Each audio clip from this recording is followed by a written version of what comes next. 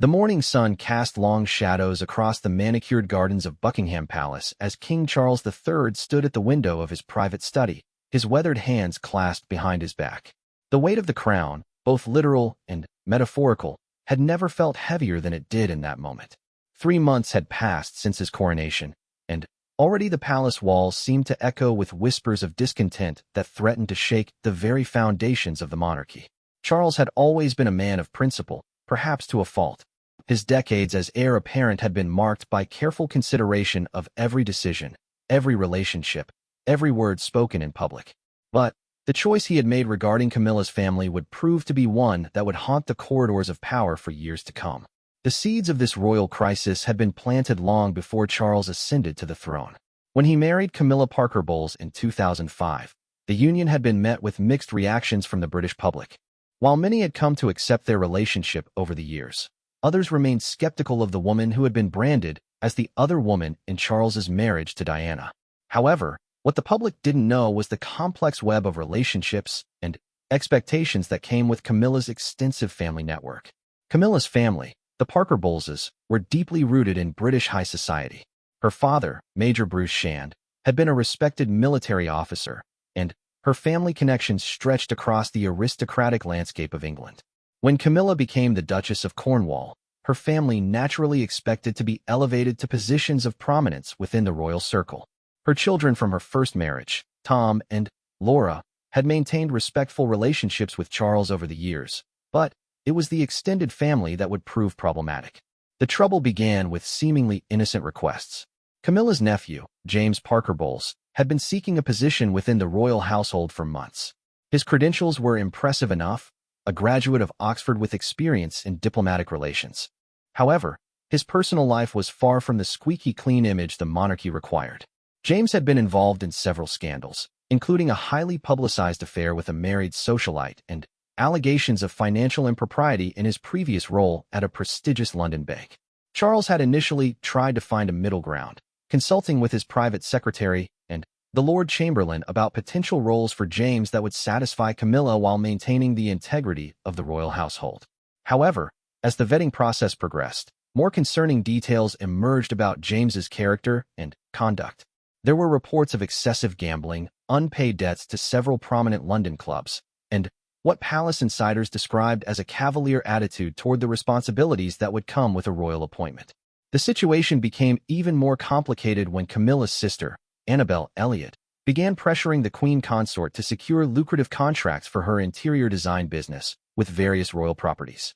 Annabel had built a successful career as an interior designer, and her work was genuinely respected in her field.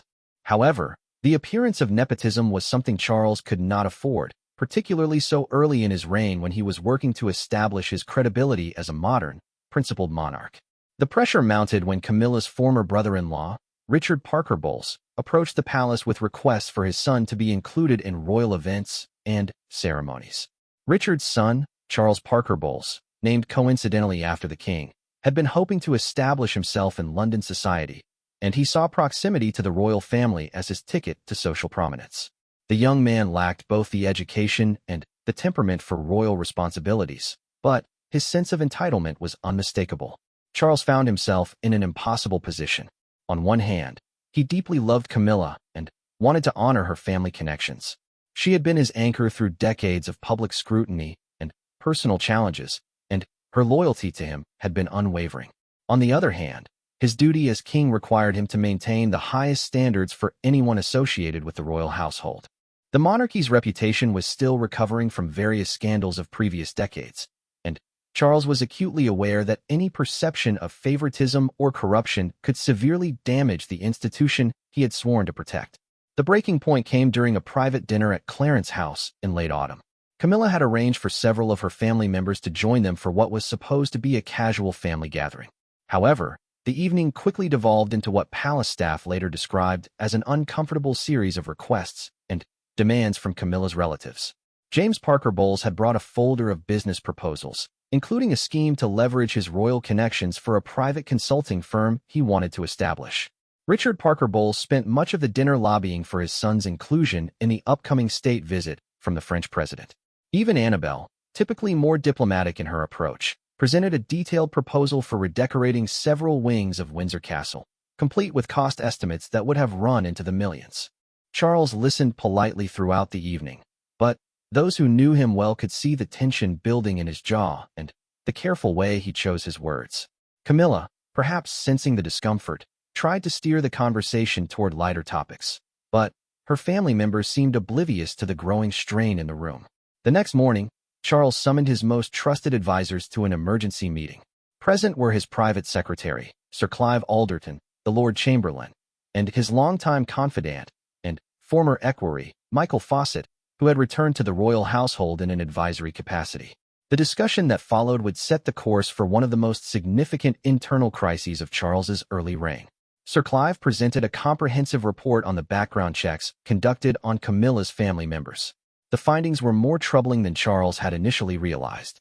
James Parker Bowles had been investigated by the Serious Fraud Office for his role in a property development scheme that had collapsed, leaving several investors bankrupt. While he had not been charged with any crime, the investigation had revealed a pattern of questionable business practices and financial mismanagement.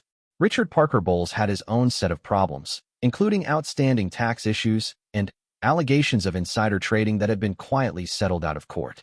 His son, the younger Charles Parker Bowles, had been expelled from two prestigious schools for behavioral problems and had recently been arrested for disorderly conduct at a London nightclub, though the charges had been dropped after intervention from well-connected family friends. Even Annabel Elliot, the most respectable of Camilla's relatives seeking royal favor, had business connections that raised red flags. Her interior design firm had received several lucrative contracts from companies with ties to controversial foreign governments, and questions had been raised about the source of funding for some of her most high-profile projects. The Lord Chamberlain presented the legal and constitutional implications of allowing any of these individuals into positions of influence within the royal household. The monarchy's role as a symbol of moral authority and national unity required absolute transparency and integrity in all its associations. Any hint of scandal involving family members could not only damage Charles's personal reputation, but could also undermine public confidence in the institution itself. Michael Fawcett, drawing on his decades of experience in royal protocol, painted a stark picture of the potential consequences. He reminded Charles of how previous royal scandals had played out in the media and public opinion. The British press, always hungry for royal controversy, would undoubtedly scrutinize any appointments or business dealings involving Camilla's family. In an age of social media and instant global communication, even minor improprieties could quickly escalate into major crises. Charles spent the remainder of that day in solitary contemplation, walking the grounds of Clarence House as he had done countless times before when facing difficult decisions. He thought about his mother, Queen Elizabeth II, and how she had navigated similar challenges throughout her long reign. He remembered her unwavering commitment to duty above personal relationships, and how that dedication had ultimately preserved and strengthened the monarchy. As evening approached, Charles made his decision. He would not compromise the integrity of the royal household, even if it meant disappointing Camilla and potentially causing a rift with her family. The principles that had guided him throughout his life, duty, service, and moral responsibility, would take precedence over family loyalty, no matter how painful the choice might be. The challenge now would be communicating this decision to Camilla in a way that preserved their relationship, while making clear that his position was non-negotiable. Charles knew that his wife would be hurt and disappointed, but he hoped she would understand the impossible position he faced as king. The monarchy was bigger than any individual, including himself, and its preservation required difficult choices that personal affection could not override. That evening, as Charles prepared for the conversation that would change everything, he could not have imagined the far-reaching consequences his decision would have. The silence that would follow would indeed shake the palace to its foundations, creating tensions that would ripple through the royal family and beyond. The king had chosen duty over family, principle over sentiment, but the price of that choice was yet to be fully realized. The stage was set for a confrontation that would test not only Charles's resolve as a monarch, but also the strength of his marriage to Camilla. The woman who had stood by him through his darkest hours was about to face a choice of her own, between her family's ambitions and her husband's uncompromising vision of royal duty. The outcome would reshape the dynamics of the royal household and send shockwaves through the very heart of the British establishment. The conversation that would fracture the royal household began on a cold December evening at Highgrove House, Charles's beloved private retreat in Gloucestershire. The king had chosen this setting carefully, knowing that the familiar surroundings might soften the blow he was about to deliver. The drawing room, with its warm lighting and comfortable furnishings, had witnessed countless intimate conversations between Charles and Camilla over the years, but none as consequential as what was about to unfold. Camilla entered the room wearing a simple cashmere sweater and pearls, her usual evening attire when they were away from the formality of official residences. She had noticed Charles's unusual quietness over dinner and the way he had declined his customary after-dinner whiskey.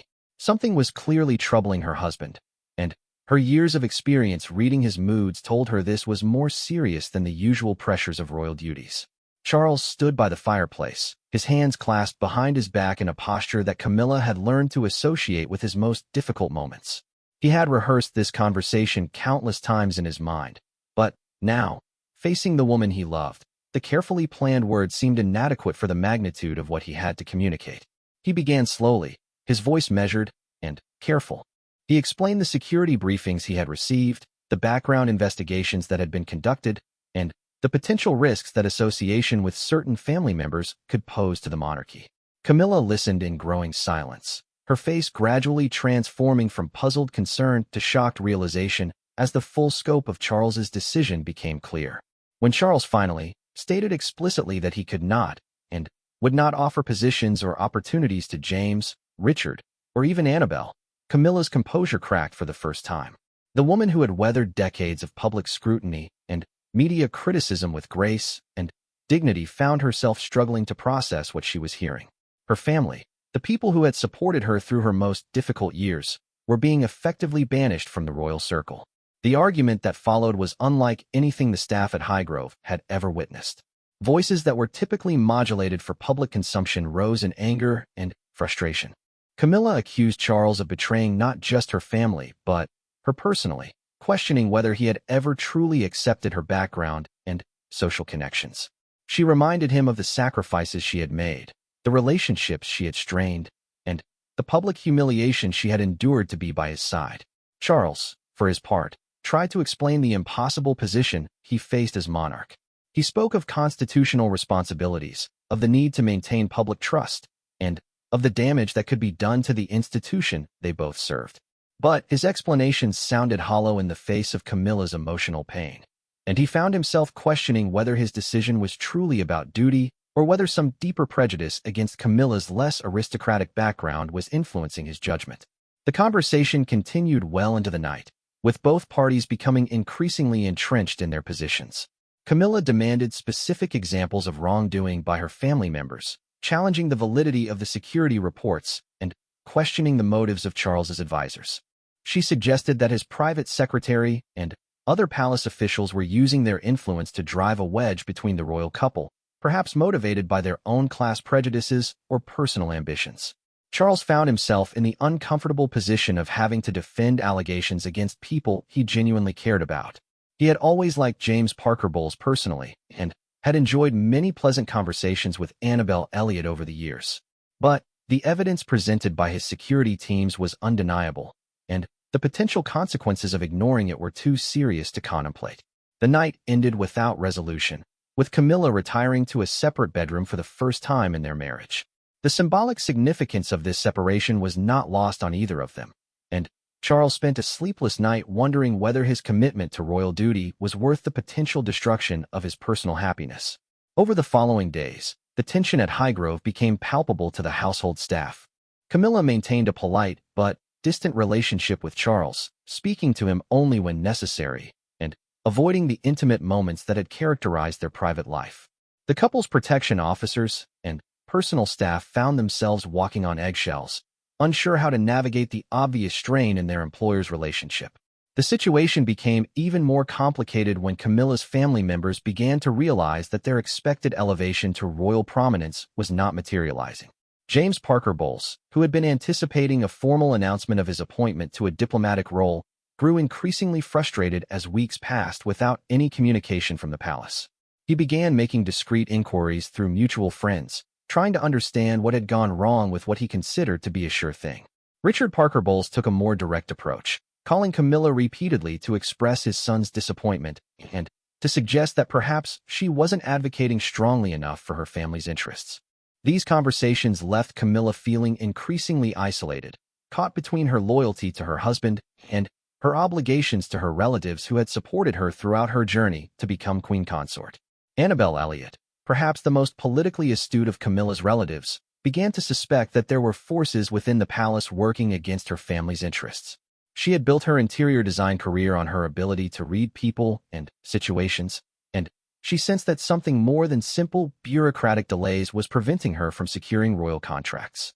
Her suspicions were confirmed when a contact within the Lord Chamberlain's office discreetly warned her that her family was being subjected to enhanced security scrutiny. The news that the royal family was investigating Camilla's relatives spread quickly through London's social circles, where gossip and speculation were the primary currencies of communication. Society hostesses who had previously been eager to invite James Parker Bowles to their events suddenly found their guest lists full. Business associates of Richard Parker Bowles began to distance themselves, concerned about potential guilt by association. Even Annabel found that some of her most prestigious clients were suddenly postponing projects or requesting extended timelines for completion. Meanwhile, within Buckingham Palace, Charles's decision was creating its own set of complications. The king's private secretary found himself fielding an increasing number of difficult questions from other royal family members who were beginning to notice the obvious tension between Charles and Camilla. Prince William, in particular, had expressed concern about his stepmother's apparent withdrawal from royal duties and social events. The situation reached a critical point when Camilla announced that she would not be attending the annual Christmas gathering at Sandringham, a tradition that had been particularly important to Charles since his mother's death. Instead, she planned to spend the holidays with her own family, a decision that would require her to publicly explain her absence during one of the most visible royal events of the year. Charles realized that the crisis had escalated beyond a private family matter and was threatening to become a public spectacle that could seriously damage the monarchy's reputation. The British press had already begun to notice Camilla's reduced public appearances and were starting to speculate about potential marital problems. Royal correspondents who had cultivated relationships with palace insiders were asking increasingly pointed questions about the queen consort's health and availability for future engagements. In desperation, Charles arranged a series of private meetings with trusted advisors to explore potential compromises that might satisfy both his security concerns and Camilla's family obligations. The discussions revealed the depth of the challenge he faced, as every proposed solution seemed to create new problems or set dangerous precedents for future royal appointments. Sir Clive Alderton suggested creating ceremonial positions without real power or access to sensitive information, but the security services warned that even symbolic roles could be exploited by individuals with questionable motives. The Lord Chamberlain proposed limiting Camilla's family members to purely social events without any formal recognition, but this approach risked creating the appearance of deliberate humiliation that could backfire spectacularly. Michael Fawcett, drawing on his understanding of Charles's personal psychology, suggested that the king's inflexibility might be motivated by his own insecurities about his legitimacy as monarch.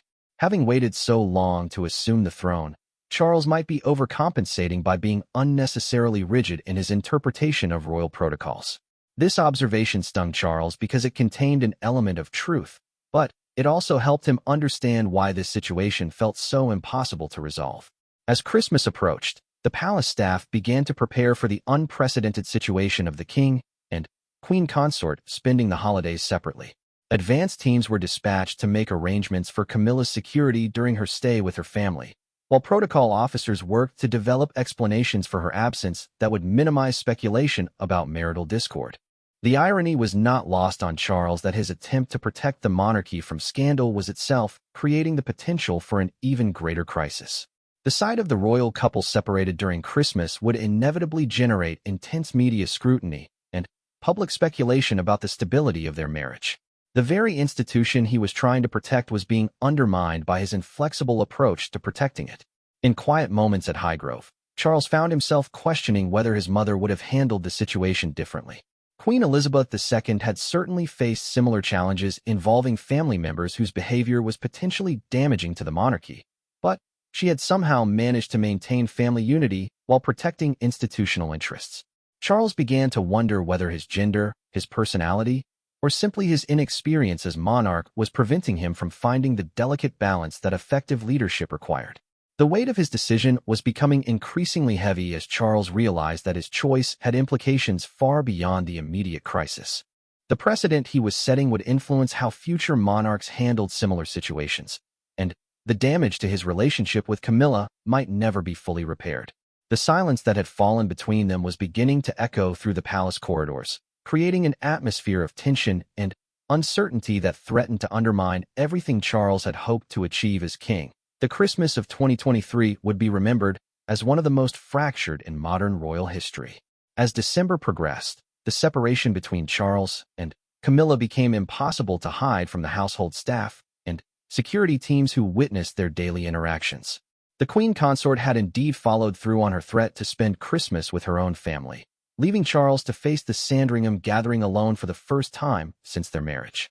The morning Camilla departed for her sister's estate in Wiltshire marked a turning point in the crisis.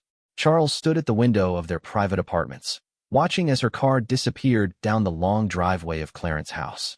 The image of his wife leaving him during Christmas, the most sacred time for royal family unity, seemed to crystallize everything that had gone wrong with his decision to exclude her family from royal circles. At Sandringham, the absence of the Queen Consort created an awkward dynamic that affected every aspect of the traditional Christmas celebrations. Prince William and Catherine, now the Prince and Princess of Wales, found themselves in the uncomfortable position of trying to maintain normal family interactions while being acutely aware of the underlying tension. Their children, George, Charlotte, and Louis, kept asking where Grandma Camilla was, forcing the adults to craft careful explanations that wouldn't reveal the depth of the family crisis. Princess, and ever direct in her observations, pulled Charles aside during Christmas Eve dinner to express her concerns about the situation. She had always been skeptical of the complexity that Camilla's family connections brought to the royal household, but she was also pragmatic enough to understand that the Queen Consort's absence was creating its own set of problems, and warned her brother that the British public expected to see unity within the royal family, especially during times of national celebration, and that prolonged separation between the king and Queen Consort would inevitably fuel damaging speculation. The media attention that Charles had hoped to avoid by taking a firm stance was materializing anyway, but in an even more damaging form. Royal correspondents began reaching out to their contacts within aristocratic circles, trying to piece together the story behind Camilla's unusual absence from Sandringham. The official explanation, that the Queen Consort was fulfilling long-standing family commitments, satisfied no one, and speculation began to mount about everything from serious illness to marital breakdown. James Parker Bowles, spending Christmas with his aunt at her Wiltshire estate, found himself in the unusual position of having direct access to the Queen Consort during a moment of royal crisis. He used this opportunity to press Camilla for information about why his expected royal appointment had failed to materialize. The conversation that followed revealed the full extent of the security investigations that had been conducted on Camilla's family, information that James received with a mixture of outrage and embarrassment. Learning about the detailed background checks felt like a violation of privacy to James, who had assumed that his relationship to the Queen Consort would shield him from the kind of scrutiny typically reserved for outside applicants to royal positions. The revelation that investigators had delved into his financial dealings, personal relationships, and past indiscretions left him feeling humiliated and angry. He began to see Charles's decision not as a matter of royal protocol, but as a personal attack on his character and reputation. Camilla found herself caught in an increasingly impossible situation as her family members pressed her for explanations and solutions. Her nephew's anger was particularly difficult to manage because she sympathized with his sense of betrayal while understanding her husband's position as king. The evening conversations at her sister's house became tense affairs, with family members expressing frustration not just with Charles, but with Camilla herself for failing to advocate more effectively on their behalf. Richard Parker Bowles took the most aggressive stance, suggesting that Camilla should use her position as Queen Consort to force Charles to reconsider his decision. He argued that the king's advisors were manipulating him against his own interests and that Camilla had both the right and the responsibility to protect her family from what he characterized as political persecution. These conversations left Camilla feeling increasingly isolated, as she struggled to defend a husband who seemed to have chosen institutional loyalty over family harmony. Meanwhile, at Sandringham, Charles was discovering that his firm stance on principle was creating practical problems for the monarchy's day-to-day operations. The Queen Consort's absence from Christmas services at St. Mary Magdalene Church was particularly notable, as this was one of the most photographed and scrutinized royal events of the year. The empty space beside Charles in the front pew was captured by photographers and immediately became a subject of intense speculation in both traditional media and social media platforms. The situation was further complicated by the arrival of foreign dignitaries and Commonwealth representatives who had expected to meet with both the king and Queen Consort during the Christmas period. Charles found himself making awkward explanations for Camilla's absence while trying to maintain the appearance that nothing was amiss. These conversations reinforced his growing realization that the personal had become political in ways he had not fully anticipated. On Boxing Day, Charles received an encrypted communication from the head of the security services that would fundamentally alter his understanding of the crisis he had created. The intelligence report detailed conversations that had been intercepted between James Parker Bowles and associates in London, discussions that revealed a level of resentment and potential vindictiveness that went far beyond hurt feelings about a denied job opportunity. According to the security briefing, James had begun reaching out to contacts in the British media, suggesting that he had information about the royal family that could be of interest to investigative journalists. While he had not yet made any specific allegations or threats, the intelligence services were concerned that his anger about being excluded from royal circles could motivate him to become a source for damaging stories about the monarchy. The report also detailed financial pressures facing James Parker Bowles that made him potentially vulnerable to offers from foreign media outlets or other parties interested in embarrassing the British royal family. His gambling debts had increased significantly over the past year, and his business ventures were failing to generate sufficient income to maintain his lifestyle. The combination of financial desperation and personal resentment created what intelligence analysts described as a significant security risk that required ongoing monitoring. Even more concerning were intercepted communications suggesting that Richard Parker Bowles was exploring legal options for challenging his exclusion from royal events and business opportunities. He had apparently consulted with solicitors about potential discrimination claims, arguing that his treatment by the palace constituted a violation of his rights as a family member of the Queen Consort. While legal experts doubted the viability of such claims, the potential for public litigation involving the royal family was something Charles could not ignore. This intelligence briefing crystallized for Charles the wisdom of his original decision, while simultaneously highlighting the complexity of the situation he now faced. His refusal to compromise royal security had been vindicated, but the consequences of that decision were spiraling beyond his control in ways that were potentially more damaging than the original problem. The king spent New Year's Eve alone in his private study at Sandringham, reviewing classified reports and trying to develop a strategy for managing a crisis that seemed to grow more complicated with each passing day.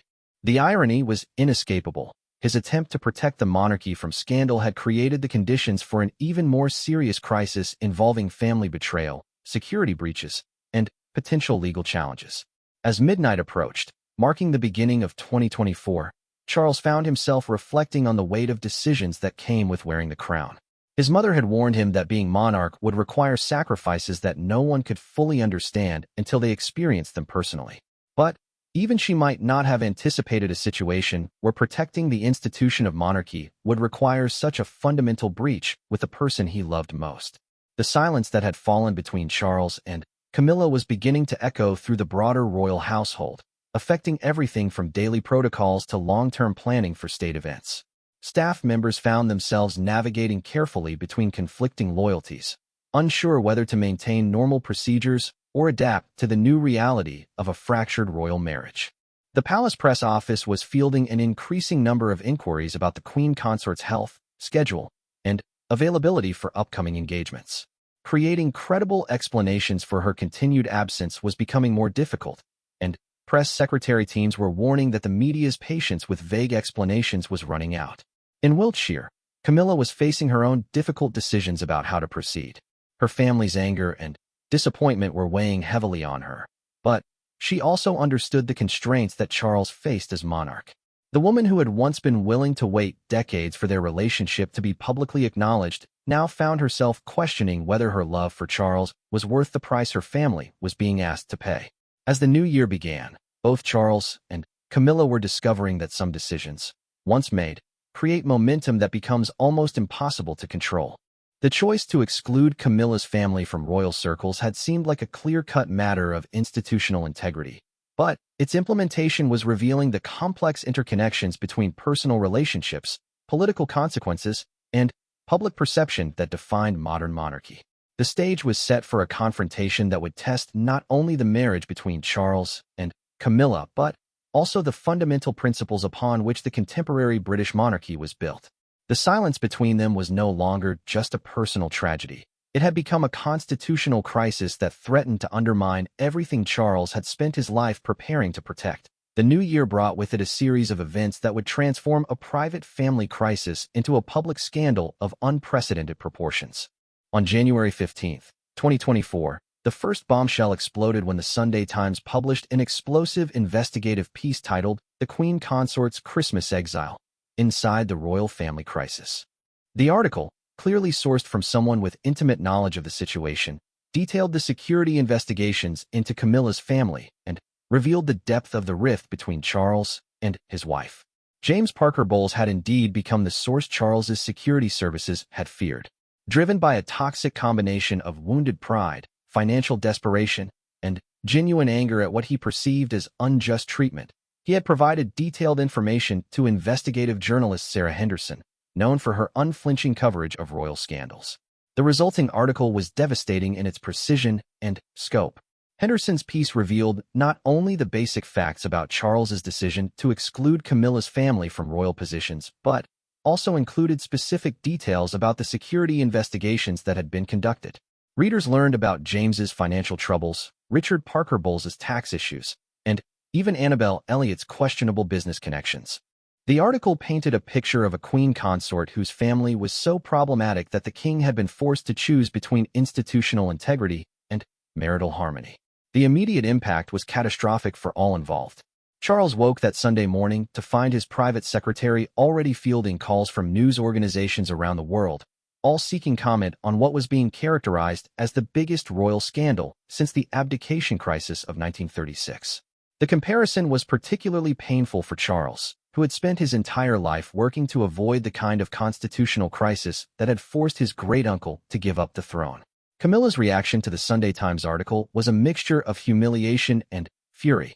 She had not authorized her nephew to speak to the press, and his decision to air the family's private grievances in such a public forum felt like a betrayal that was almost as painful as her husband's original decision to exclude her relatives.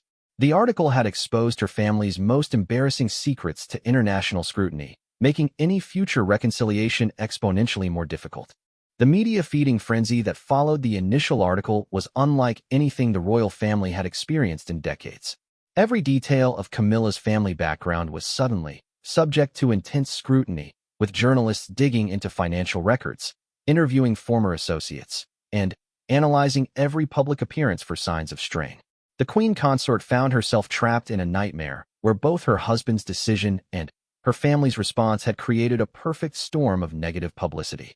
Within hours of the article's publication, Charles called an emergency meeting of his closest advisors to assess the damage and develop a response strategy. The consensus was grimly unanimous. This was a crisis that threatened not just the king's personal reputation, but the fundamental stability of the monarchy itself. Sir Clive Alderton presented polling data showing that public confidence in the royal family had already begun to decline, with many Britons expressing concern about the apparent dysfunction at the heart of the institution.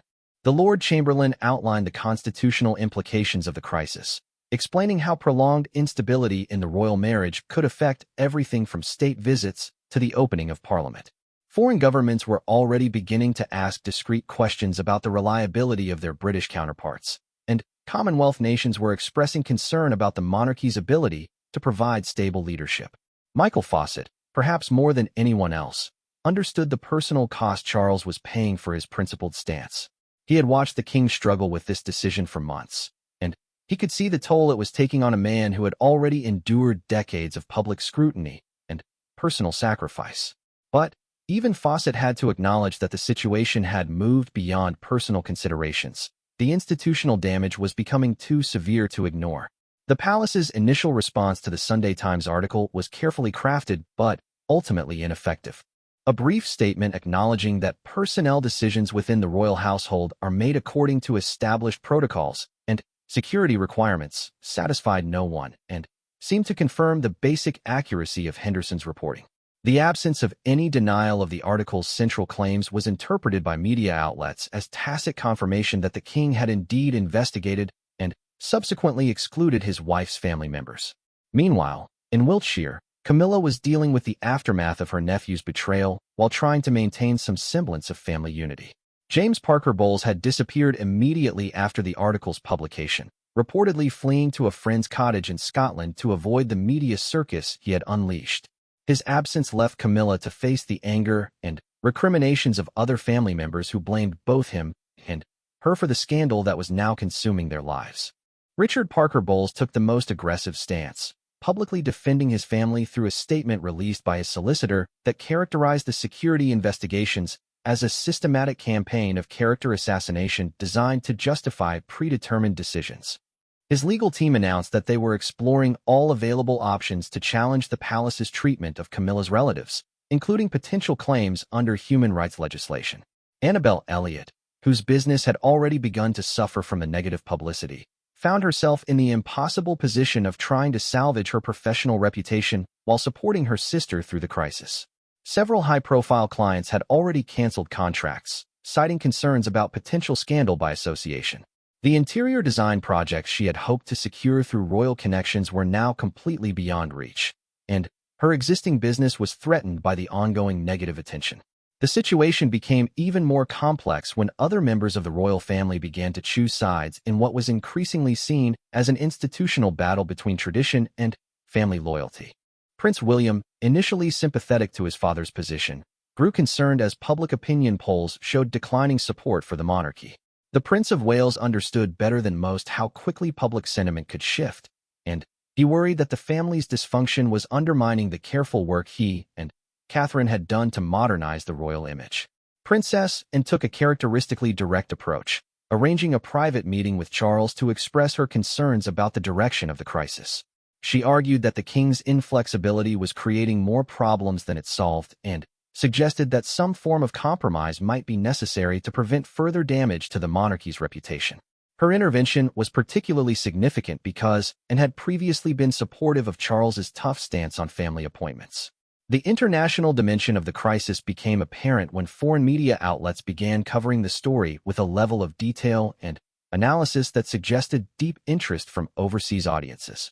American television networks devoted significant coverage to what they characterized as a real-life royal soap opera, while European publications used the crisis to question the relevance of monarchy in the modern world. The damage to Britain's soft power was becoming measurable, with cultural commentators noting declining international respect for an institution that appeared unable to manage its own internal affairs.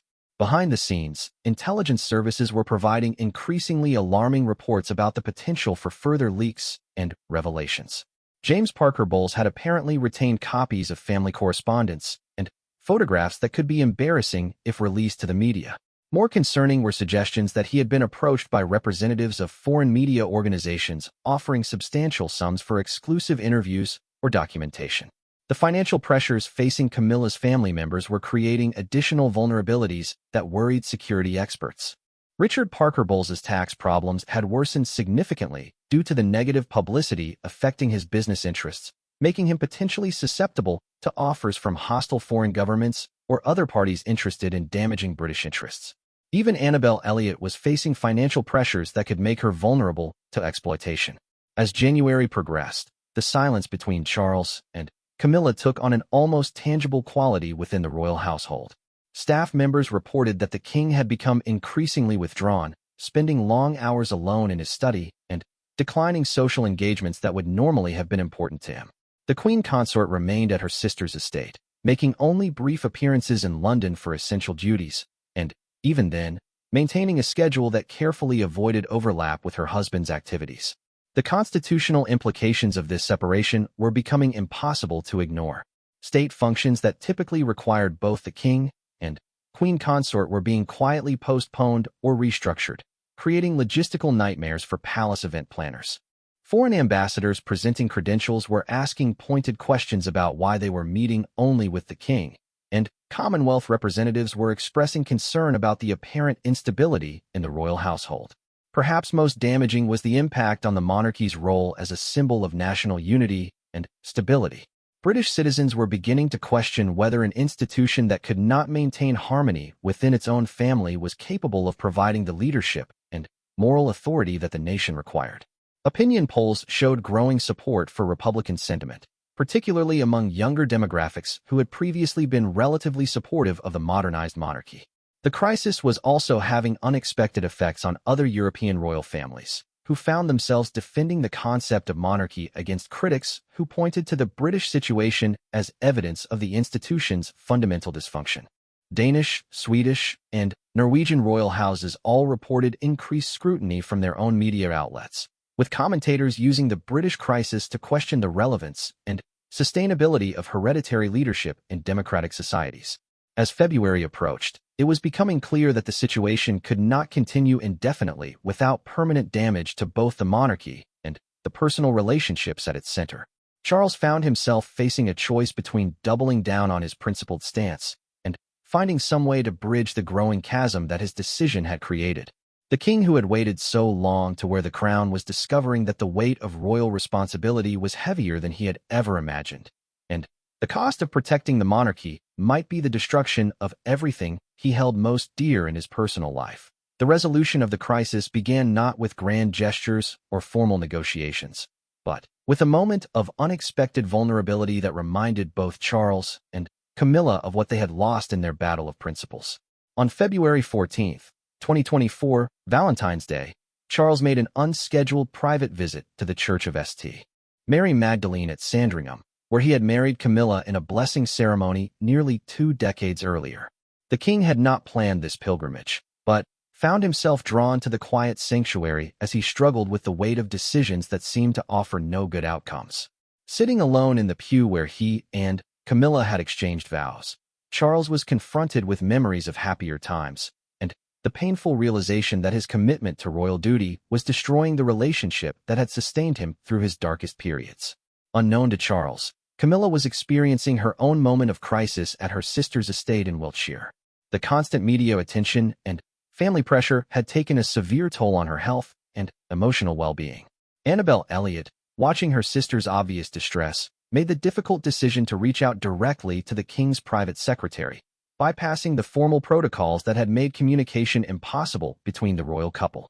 Sir Clive Alderton received Annabel's call with a mixture of professional concern and personal relief. He had been watching the king's increasing isolation with growing alarm and understood that some form of intervention was necessary before the crisis caused irreparable damage to both the monarchy and the individuals at its center. With careful diplomatic skill, he arranged for a confidential message to be delivered to Charles, informing him of Camilla's deteriorating condition without appearing to take sides in the conflict.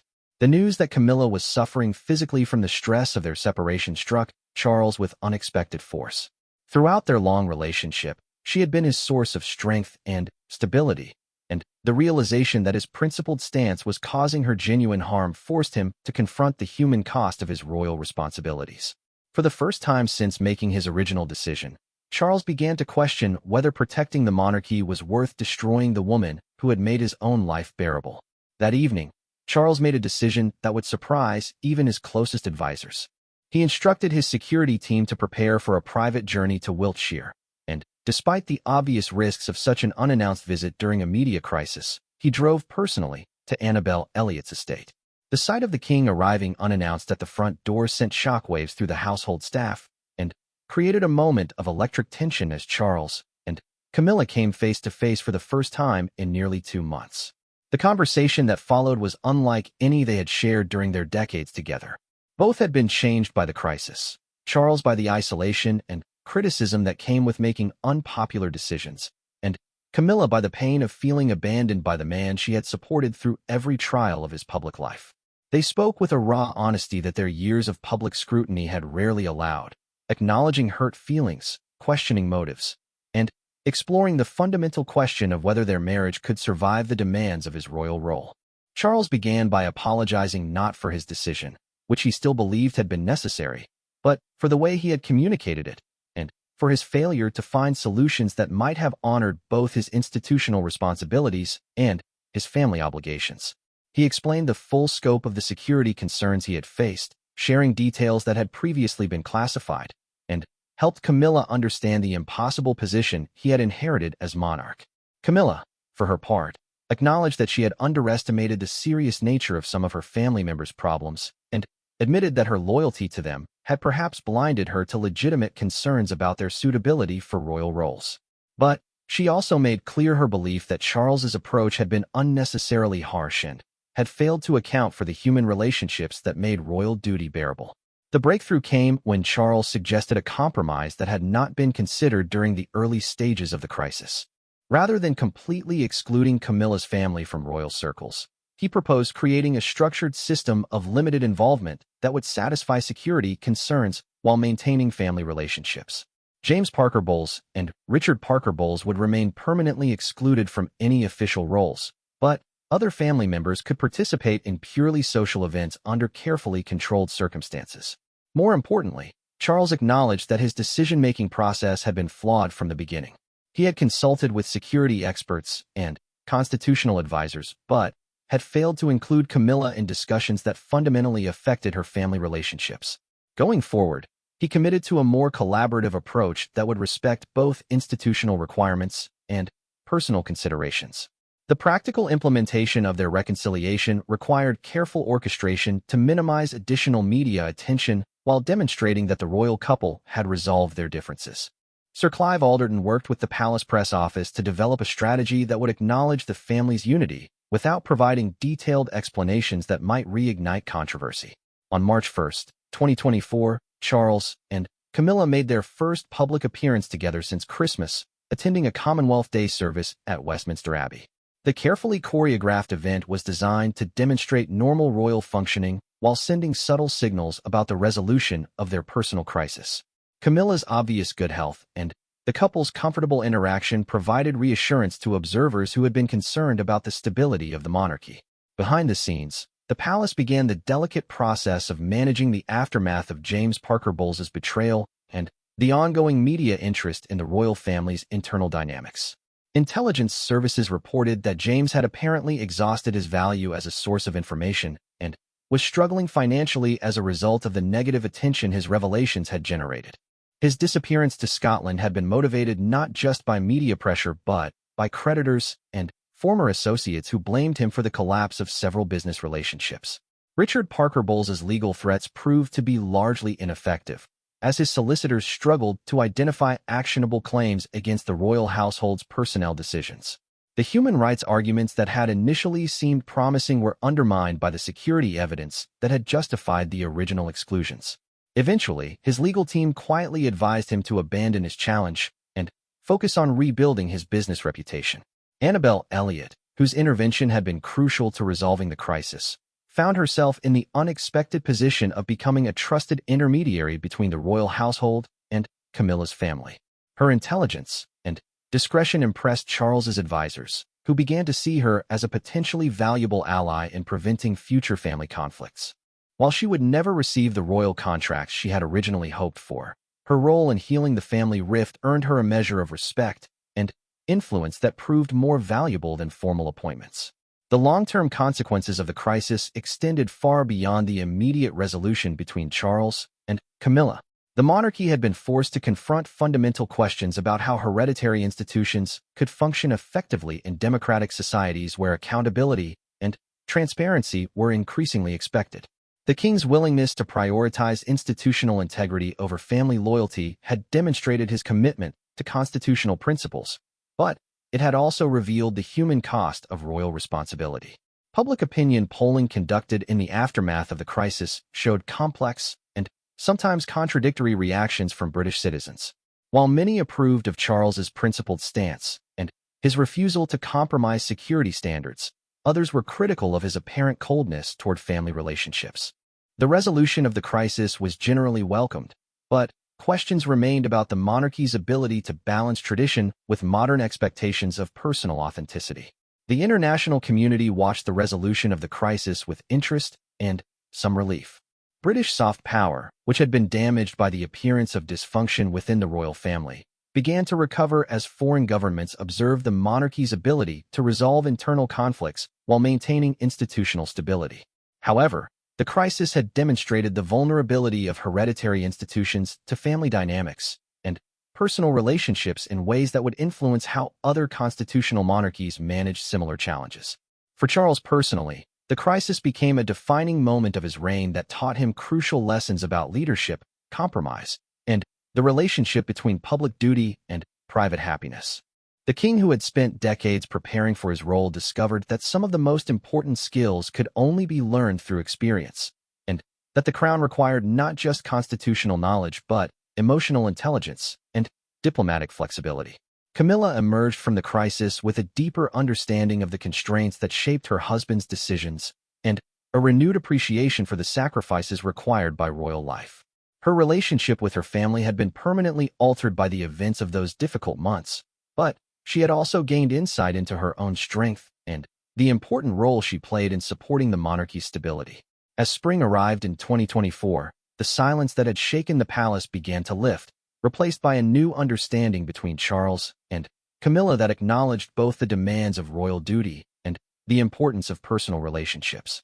The crisis had tested their marriage in ways neither had anticipated, but their survival of those challenges had ultimately strengthened their partnership and their shared commitment to serving the crown. The episode served as a reminder that even in the 21st century, monarchy remained a fundamentally human institution, subject to the same emotional complexities and relationship dynamics that affected families throughout society. The difference was that royal families had to resolve their personal conflicts while maintaining public confidence in institutions that represented national identity and constitutional continuity. Charles and Camilla's reconciliation marked not just the end of a personal crisis, but the beginning of a new phase of their reign, one characterized by greater collaboration, improved communication, and a more nuanced understanding of how to balance competing loyalties and responsibilities. The silence that had once threatened to destroy them had ultimately taught them how to listen more carefully to each other and to find solutions that honored both duty and love.